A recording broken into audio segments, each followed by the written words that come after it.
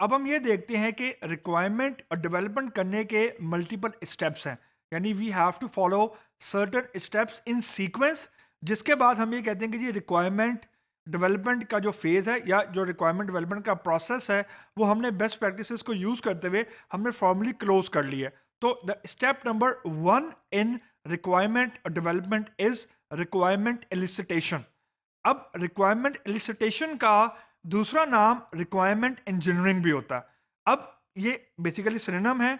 Basically requirement elicitation में हम वो सारे काम कर रहे होते हैं which are included except design phase. यानी ये बेसिकली उस बाउंड्री को डिफाइन करता है जिसके अंदर हम लोग डिजाइन या एनालिसिस के फेज को हम लोग टच नहीं करते।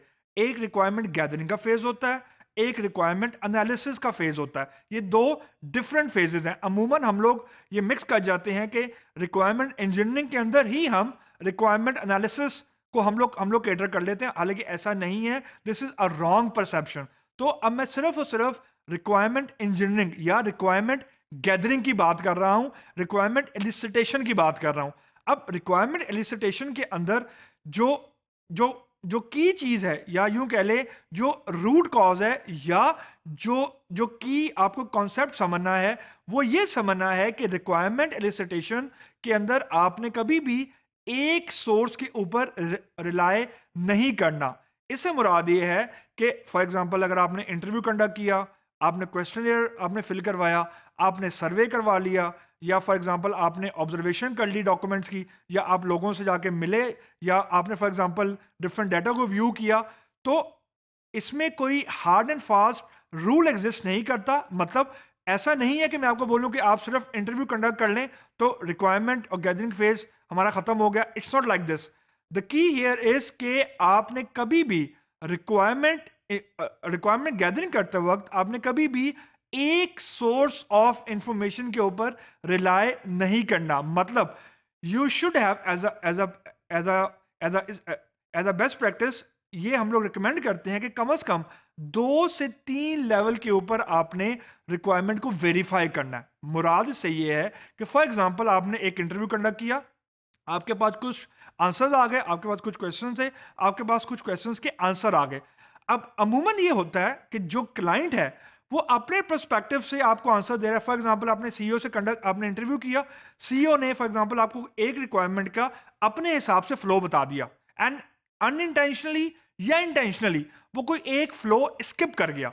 और आपने अगर सिर्फ एक सीईओ से इंटरव्यू किया, यानी अगर आप सिर्फ इंटरव्यू टेक्निक के ऊपर ही रिलाई कर रहे थे, तो you might and up with a mess. तो आप जो आपने इंटरव्यू कंडक्ट किया है सीईओ के साथ फॉर एग्जांपल, आप उसको काउंटर चेक करने के लिए या उसको काउंटर वेरीफाई करने के लिए आप फॉर एग्जांपल अमूमन हम लोग एक सर्वे कंडक्ट करा लेते हैं, या हम लोग क्वेश्चन फिल करवा लेते हैं उन्हीं क्वेश्चन से मिलता जुलता या थोड़ा डिटेल लेवल के ऊपर, जिससे हमारी जो जो हमने रिक्वायरमेंट गैदर की है बाय द सीईओ, उसको हम लोग क्रॉस चेक कर लेते हैं। कहीं ऐसा तो नहीं है कि अनइंटेंशनली कोई एक बंदा या एक फंक्शनल यूजर जो आपके सिस्टम का है, या जो कोई स्टेक होल्डर आपके सिस्टम का है, वो अनइंटेंशनली कोई चीज स्किप कर गया।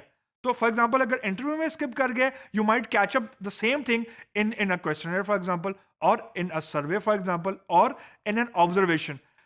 रीजन ये है कि अमूमन ये होता है कि जो चीजें या जो फंक्शनैलिटीज या जो बेस्ट प्रैक्टिसेस या जो प्रोसीजर पेपर पे लाई डाउन करता है कंपनी, या जो कंपनी में ब्लैक एंड व्हाइट में लिखे होते हैं, जब आप ऑब्जर्वेशन करते हैं तो अमूमन 30 से 40% वेरिएशन आती है। And this variation is natural, क्योंकि जब आप कोई पॉलिसी बना रहे होते हैं तो आपके दिमाग में बेस्ट केस होता है या बेस्ट सिनेरियो होता है। बट जब भी वो पॉलिसी एक्चुअली इन प्लेस होती है किसी लाइव सिस्टम में या किसी फंक्शनल सिस्टम में, तो there is some real time variables या रियल टाइम कोई इश्यू आ जाता है जिसकी वजह से हमें एक्सेप्शन क्रिएट करनी पड़ती है।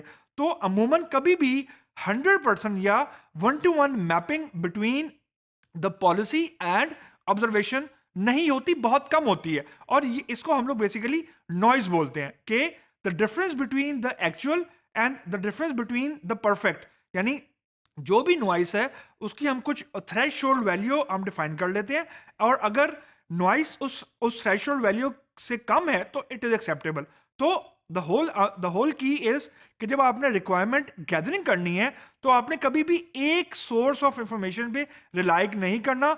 Always go for at least 2 to 3 level of sources to counter check your information flow, ताकि आपको अगर कोई अनइंटेंशनल या इंटेंशनल चीज मिस आउट हो गई है बाय द क्लाइंट, क्योंकि you are new to the system और क्लाइंट की ये एजम्पशन होती है कि वो अपने पर्सपेक्टिव में आपको आंसर दे रहा होता है. बहुत सारी चीजें वो एज्यूम कर रहा होता है कि वो ये तो ऑलरेडी पता ही होंगी, लेकिन हकीकत में ऐसा होता नहीं है.